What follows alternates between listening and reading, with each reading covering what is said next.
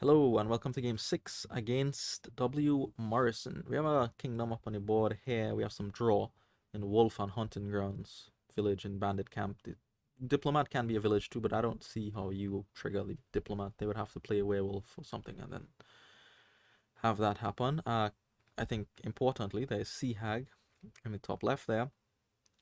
It'll junk you. That's the critical part. The points don't matter because Tower is on the board. Once the curse is empty, the points from the curse is reset. So we do have to keep the Hag in mind because there's no way to trash the curses or get rid of them in any other way. Exile or whatever. So Salt the Earth is there as well just to finish the game quickly. So my thoughts here were okay, you just need to dish out the curses and see how things go from there. So it looks like a Sea Hag opening for sure, but pair it with what is my dilemma. So W. Morrison opens with the silver, right? I thought about it, but in the end, I decided for Courtyard. Now, the Courtyard buy is a little bit deep here. Part of the reason for the Courtyard, I'll stop the video.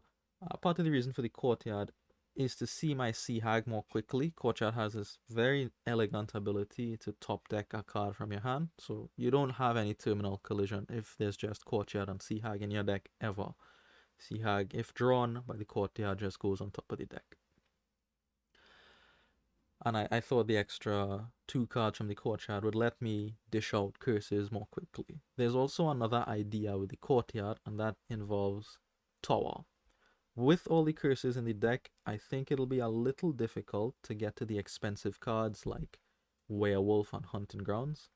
Particularly Hunting Grounds. It's great draw, but it's very expensive as well. And even made even more expensive given that the curses will, drop the money density of the deck. So it is with us an eye towards tower points, using Courtyards for draw instead of Hunting Grounds, because the way I saw the game is the Hag will distribute the curses. There is only 1 pile of villages, Bandit Camp, so we will go after those. 2 piles will empty, leaving a 3rd pile to finish the game. Maybe that 3rd pile could be Courtyard. Maybe, right? We'll have to see how the game goes. For instance, here W. Morrison picks up a Hunting Grounds. So the silver opening paid off tremendously well for them. They get a Hunting Grounds. I, with my Courtyard, get up to 5. Very nice work from the Courtyard. I mean, that happens sometimes with Courtyard, right? Even though I don't have any silver, because you could see a lot of cards, you pick 5 copper. Bandit Camp for me is an easy choice there. Alright, Sea Hag for W. Morrison and 3 for them. They're going to buy a Changeling. I understand the Changeling is a very cheap way to get Hunting Ground, so you don't have to ever hit 6 again, just the once, and the Changelings could do the work for you after that. I missed that interaction initially, of course, but it is a cheap way to get expensive cards like Hunting Ground. So now, yeah, you see where my mouse is. It is over the Herbalist. I do end up buying the Herbalist. Why? I'm going after the Courtyard plan, that's why. And the Herbalist is going to give me the extra buy to probably hit Courtyard on a turn, or maybe Courtyard Bandit Camp. And that will help me to pile out. So I do pick up the Herbalist here. I did think about second Courtyard a lot, but in the end I decided on the Herbalist. I think if I'm going to get an extra buy, now is the time to get it. W. Morrison actually follows me here. I didn't expect them to follow me that quickly, but they did. Another Bandit Camp for me. And the game plan now is very simple. Whenever I have the Herbalist, it's going to be some combination of Courtyard or Courtyard Bandit Camp. And if not, if I have 5 by Bandit Camp, if I have less than 5 by Courtyard. And try to push down the piles that way. The Hunting Grounds for W. Morrison, they do not see their Changeling, but do see enough money for another Bandit Camp. I get a Changeling of my own here. Ideally, that gets converted into a Bandit Camp. Another Changeling for W. Morrison. Courtyard for me, following my plan. And happily, some of these Bandit Camps and Courtyard string together here for a very good turn, giving me double Bandit Camps. Double Bandit Camps. Bandit Camp for W. Morrison, but right now I think the split is 4 Bandit Camps for me, 2 for them. And the village pile is crucial. There's only one stack of them. They get another hunting grounds off their changeling. I get another courtyard. Sea Hag does its work. I string together some cards here happily somehow. And the changeling will convert into a bandit camp at this point.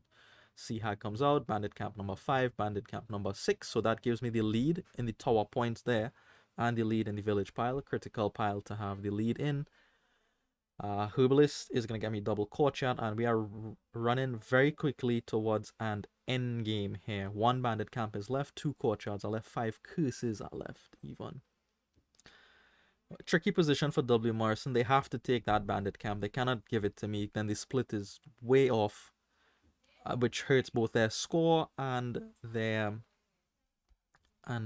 ability to string together hands with bandit camp and hunting ground. So they take it there. I take the lead of the tower. Courtyard draws me into a heap of money. I'm just going to use it to buy a province now. So now that I cannot buy bandit camp, my next pile of interest is province, obviously. If not province, some combination of courtyard and curse even that could come up. We'll see. Bandit camp draws me into courtyards. I find a heap of courtyards. So this is working out very, very well for me here. I didn't expect this to happen this well, the bandit camp courtyard chain. It'll happen once in a while, I thought, which was good enough for me. Sea Hag to dish out curses to empty piles, and another province for me. I store the herbalist for the next turn. Maybe I have a bit less money than 8 like here, so I could buy a double courtyard. So I have a huge lead now off the tower. I think they only have 1 courtyard, so I have 9 of them, which is an 8-point margin just off the courtyards. 3 curses are left. They get a duchy. At this point, I could consider even buying curses because the points difference is so huge, but I go for the province. That's probably winning anyway. wmorrison finally connects everything here, but I don't expect this to happen very often for them because they have less bandit camps than I do. 2 curses left. They do something cute here with the necromancer. I didn't see this interaction straight away. They get rid of their Sea Hag. Obviously, they don't want to play it. Get a duchy for their troubles and a province. But I guess they drew badly on this turn and they decided to click X because I can buy a couple curses and finish the game. So that is how game 6 ends. We take this match 4-2. Thank you for watching and I will see you in the next one. Apologies for the noise, by the way.